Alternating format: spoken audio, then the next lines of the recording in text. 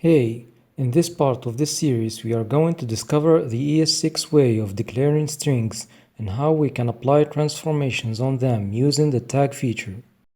So, the new way of creating a string in ES6, aka a template literal, is to use a couple backticks around the text instead of quotes or double quotes.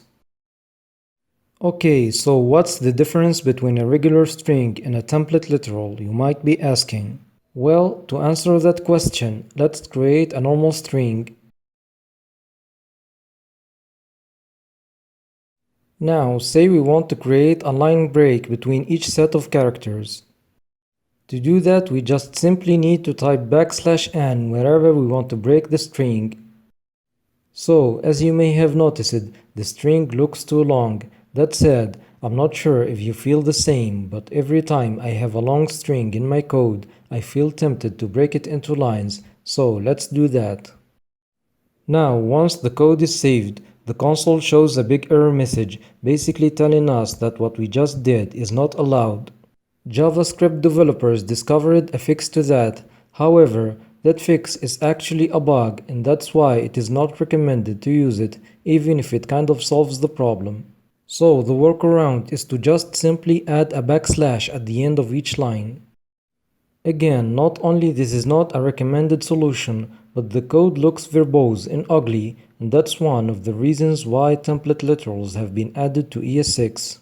That being said, we just need to replace the quotes with backticks and remove all the special characters we've just added at the end of each line. Bear in mind though that add-in spaces and indentations will appear on the string. One of the most favorite features of ES6 for any JavaScript developer when it comes to strings is the template literal substitutions. Let's create a string. Now, say we want to change the number within this template literal dynamically. As you may have guessed it, we need to create a variable, split the string and place the variable between the two parts of the string using the plus sign for the concatenation. That works, but ES6 introduced a cleaner way to do that by providing a sort of a placeholder within the string which will be filled with the value of the variable. So, to create a substitution, we have to type the dollar symbol followed by the name of the variable wrapped by a couple curly braces. In fact, we are not limited only to variables. We can actually embed any type of expressions, like a function call, for example.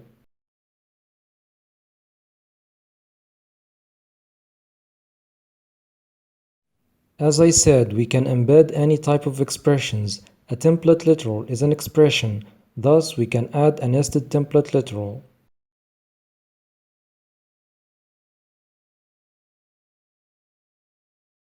A very important thing to take into consideration when it comes to substitutions is that they get their values at the time of assignment of the template literal.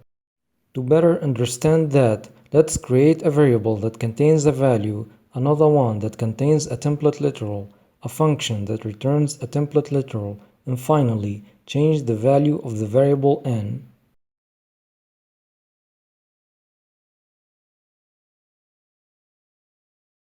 Now, what do you think the output will be?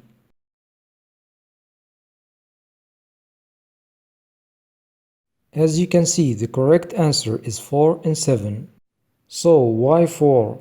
Well, that's because at the time of the assignment of the template literal to the variable str, n was equal to 4. That means that the placeholder was already filled with 4 and will remain unchangeable even if we update the value of n later in the code. So, what about the 7? That's because the function doesn't create and return the template literal until it gets called, and as you see, we called it after the change of the value of the variable n. Therefore, the string returned got injected with the newest value of n, which is 7. To prove that, let's call func before we change the value of the variable n. Now, it returned 4 at the first call because it was called before the update of the value of n. Then it returned 7 after the update. Let's create a template literal that contains a backtick as a part of the text.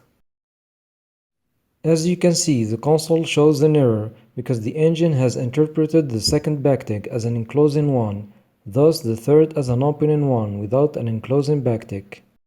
So, to tell the engine that we want to show the second backtick as a part of the string, we need to escape it with a backslash. So, every time we need to include a backtick within a template literal, we need to escape it with a backslash, and that actually might not be always exactly what we want. Let's say for some reason we want to literally print a backslash followed by a backtick. Well, if we do that, we will get just the backtick printed without the backslash, and that's where a tag like string.row comes in. So first of all, what is a tag? A tag is basically a function that transforms the original template literal into a new one. In this case, we can use the string.row tag function, which automatically escapes any special character within a template literal. To use a tag, we just need to type it right before the template literal. We have the ability to create custom tags. To do that, we need to create a function which takes two parameters.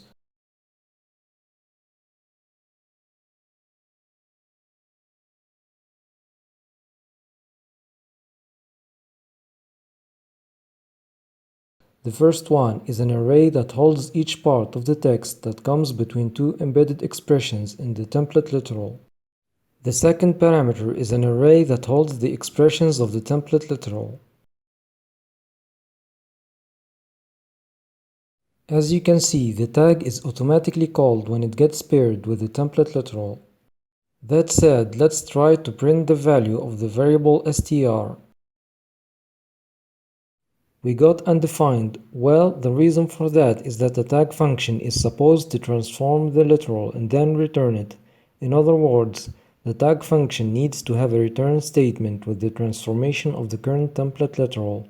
So, since we didn't have a return statement, the tag function didn't return anything, and therefore the variable str kept being empty.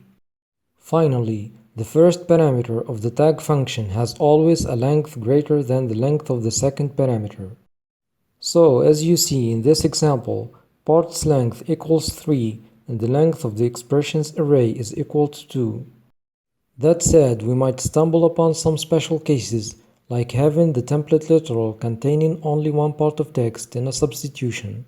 In this case, the parts array length is 2 because it takes the text as an element and then an empty string that comes after the substitution as a second element, just to make the length of the parts array greater than the length of the expressions array. Another special case is to have the template literal containing only a substitution. In this case, the parts array will have its length equal to 2, referring to an empty string before the embedded expression and a second one right after it. And this is it for this part of the series, so make sure to subscribe and I will see you in the next one.